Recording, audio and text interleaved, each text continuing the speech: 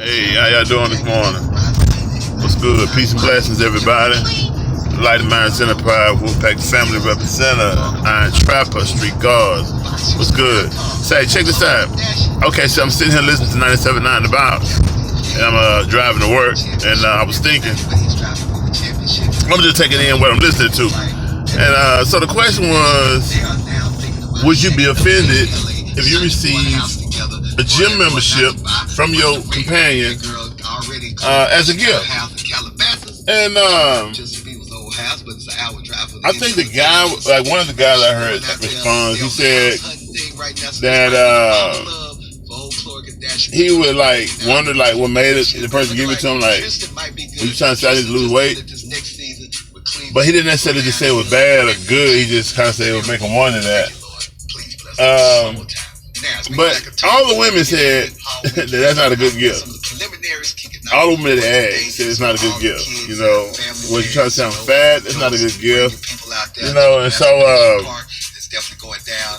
I'm thinking in my mind, I'm like, you know, what that brought to my mind was this here. Is when I hear women say, I want me a man who's gonna encourage me to be better, to do better, to be better. I hear that, right? And I remember from my own personal experience, I had married a woman once, and I remember one of the reasons why we married, one of the reasons why I found myself attracted to her was because she betrayed to have the same interests as I had. Man, I'll be my tongue. And so as a result of that, you know, she would say over time, like, well, whenever I'm like exercising one of the interests that we're supposed to have a mutual interest for, I would, you know, share it with her naturally, right? And she would, you know, halfway be interested. She wouldn't really either follow up or look at it or whatever. So when we had a problem and the relationship was on rocky ground, it was really as a result of us not really being able to have a healthy line of communication. So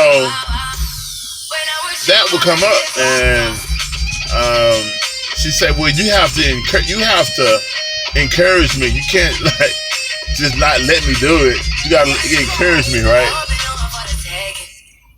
But here's the thing: when I growing all that up, I went through all those steps with her. I done the whole trying to encourage her thing, but all of it would be flipped into you trying to change me, or you can't make me do this or that. So it takes me, whenever I hear women say that, I take that along with what I hear women say, like on this question on the radio, as well as from my own personal experience, that a lot of people, I'm gonna say in general, don't really know what they want. They say that, they say things, but don't really mean it. You know, it's just like, for example, I hear women say, I pay more attention to women than men, but so I'm saying women in general. I hear women say, I want a God-fearing man. You know, a God-fearing man is like, so I'm thinking in my mind, okay, well, why not look for this guy, you know, in your place of worship, you know, in that group, in that community. You know, like, how much more God-fearing can a man be if he's like a pastor or a minister?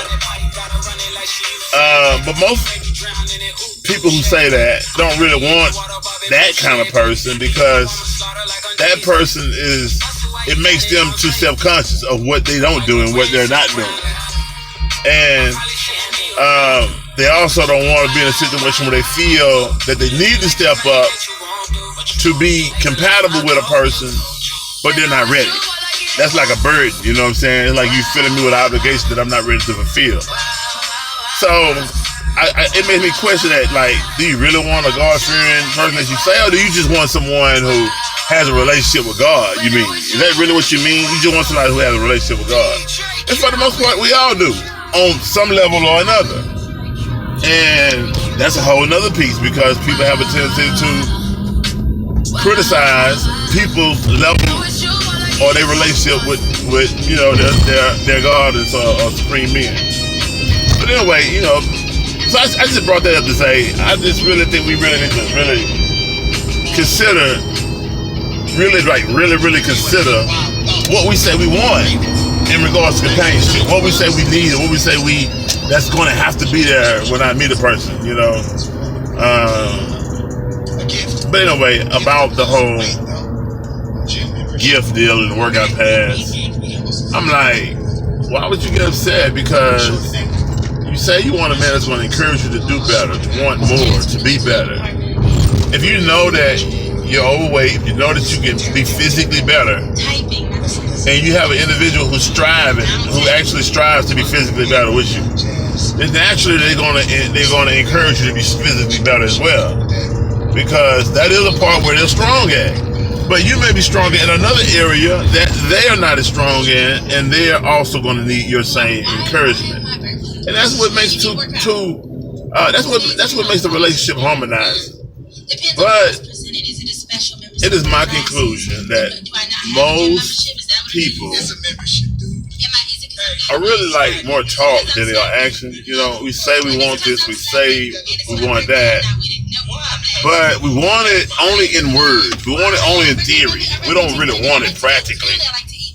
We want it only in idea, to have it there, but not when you really take in like the whole dynamic of it, or the whole capacity of it, or whatever. It's not going to just exist. A thing that we want is not just going to exist there without it being some type of other elements of it involved with it that's going to make it, that makes it what it is, and also is going to make us partly responsible for receiving that which we said we want. Anything we want and we value, there's an obligation we got to have to it, and we're going to have to take care of it. We're going to have to cultivate it, and I mean, that's just a piece of it, When you want a certain kind of person, then that person comes with certain obligations and responsibilities that to keep it vibrant, to keep that same kind of person there, to keep whatever qualities or characteristics that you want in that person still healthy, then you're going to have to also feed that and cultivate that. So, it's just, again, to say that I just believe that we're in a culture of people who don't really embrace truth, who don't really love the truth. So even if you are overweight, even if you aren't, looking your best, if you ask, can you accept from your companion, he's saying, no, they don't look good on you. You're too kind of thick around the waistline, or you might have a little too much going on to wear that. It's showing too much of that. That isn't your best look. Can you accept it, or can you accept the fact that he say maybe you need to lose some weight, or is she saying, baby, you need to lose some weight? Your stomach getting too big. It's way out there. You need to do some workout. Your chest starting to look like titties. You know what I'm saying? We really have to just. We gotta love the truth, man. We gotta love the truth, especially when we know the truth is the truth, and to accept it and to love it like that only makes us better. But most people get lied to so much because the person who lied to you knows that you really don't want the truth.